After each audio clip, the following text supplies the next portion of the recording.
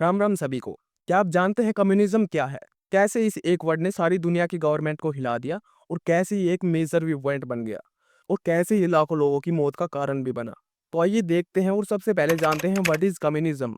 ये मोस्टली एक economic word है जो सोसाइटी को कैसे चलाना चाहिए ये बताता है। इसमें कोई इंसान कितना एफर्ट या पैसा लगा रहा है उससे फर्क नहीं पड़ता, बल्कि उसको कितना चाहिए और उसकी नीड क्या है उससे फर्क पड़ता है। इसमें एक यूटोपियन सोसाइटी इमेजिन की जाती है जिसमें सब लोग बराबर होंगे।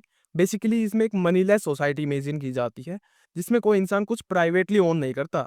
कम्युनिज्म के कुछ कोर आइडियाज हैं, चलिए उनको डिस्कस करते हैं। सबसे पहले आता है क्लासलेस सोसाइटी।